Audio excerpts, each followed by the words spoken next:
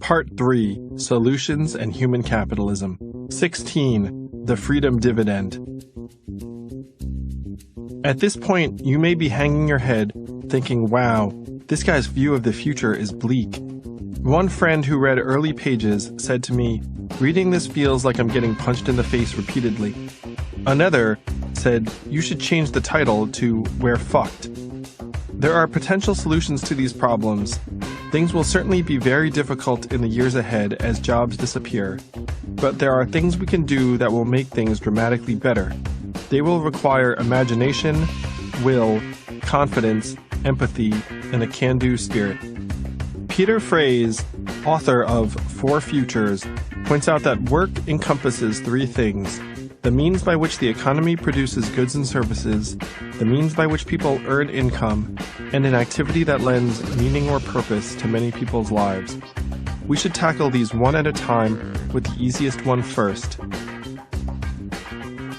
In a future without jobs, people will need to be able to provide for themselves and their basic needs. Eventually, the government will need to intervene in order to prevent widespread squalor, despair, and violence. The sooner the government acts, the more high-functioning our society will be. The first major change would be to implement a universal basic income, UBI, which I would call the freedom dividend.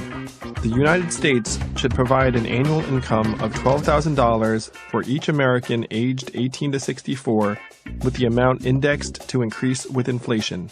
It would require a constitutional supermajority to modify or amend. The freedom dividend would replace the vast majority of existing welfare programs. This plan was proposed by Andy Stern, the former head of the largest labor union in the country, in his book, Raising the Floor. The poverty line is currently $11,770. We would essentially be bringing all Americans to the poverty line and alleviate gross poverty.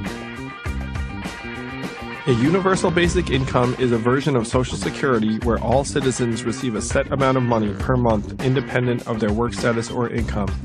Everyone from a hedge fund billionaire in New York to an impoverished single mom in West Virginia would receive a monthly check of $1,000. If someone is working as a waitress or construction worker making $18,000, he or she would essentially be making $30,000. UBI eliminates the disincentive to work that most people find troubling about traditional welfare programs. If you work, you could actually start saving and get ahead. With the growing threat of automation, the concept has gained renewed attention, with trials being run in Oakland, Canada, and Finland, as well as in India and other parts of the developing world. Today, people tend to associate universal basic income with technology utopians. But a form of UBI almost became law in the United States in 1970 and 1971, passing the House of Representatives twice before stalling in the Senate.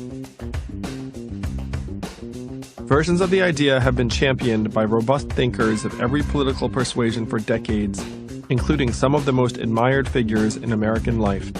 Here's a sampling. Thomas Paine, 1796.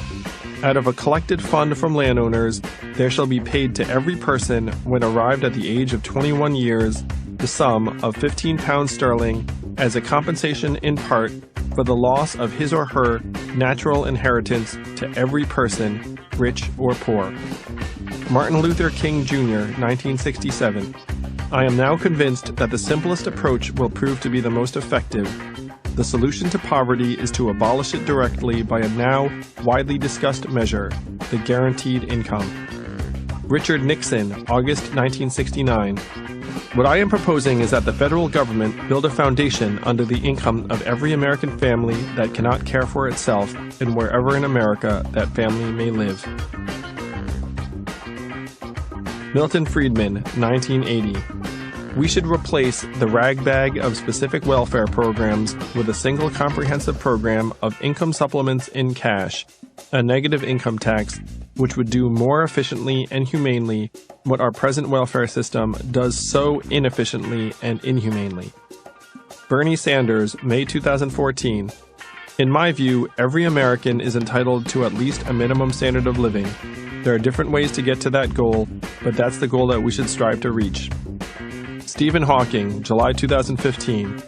Everyone can enjoy a life of luxurious leisure if the machine-produced wealth is shared, or most people can end up miserably poor if the machine owners successfully lobby against wealth redistribution. So far, the trend seems to be toward the second option, with technology driving ever-increasing inequality. Barack Obama, June 2016. The way I describe it is that because of automation, because of globalization, we're going to have to examine the social compact the same way we did early in the 19th century and then again during and after the Great Depression. The notion of a 40-hour work week, a minimum wage, child labor laws, etc., those will have to be updated for these new realities. Barack Obama, October 2016.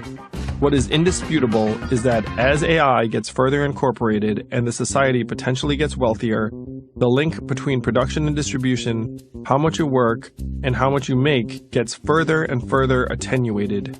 We'll be debating unconditional free money over the next 10 or 20 years. Warren Buffett, January 2017. You have to figure out how to distribute it. People who fall by the wayside through no fault of their own as the goose lays more golden eggs should still get a chance to participate in that prosperity, and that's where government comes in. Bill Gates, January 2017.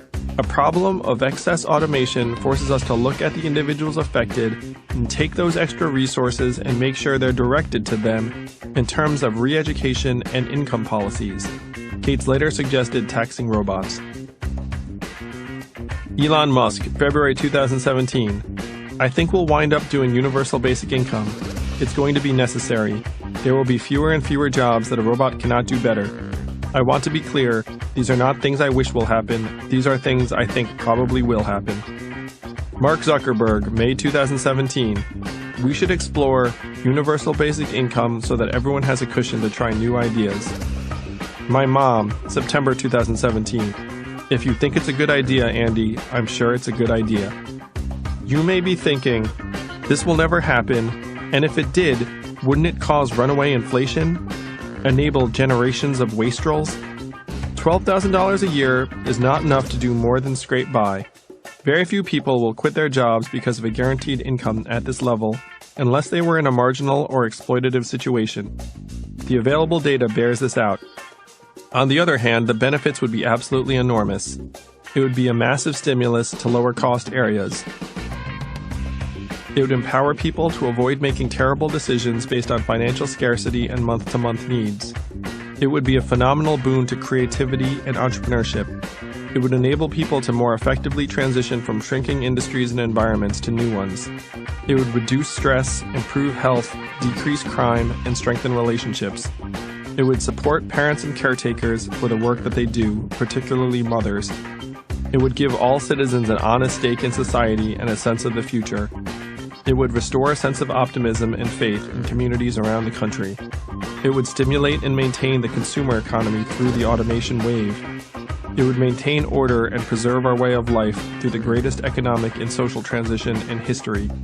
It would make our society more equitable, fair, and just. An analysis by the Roosevelt Institute of this $12,000 per year per adult proposal found that adopting it would permanently grow the economy by 12.56 to 13.1%, or about $2.5 trillion by 2025, and it would increase the labor force by 4.5 to 4.7 million people. Putting money into people's hands and keeping it there would be a perpetual boost and support to job growth in the economy. There is so much pointless suffering in New York City, and it breaks my heart. I'm Andrew Yang, I'm running for mayor of New York City.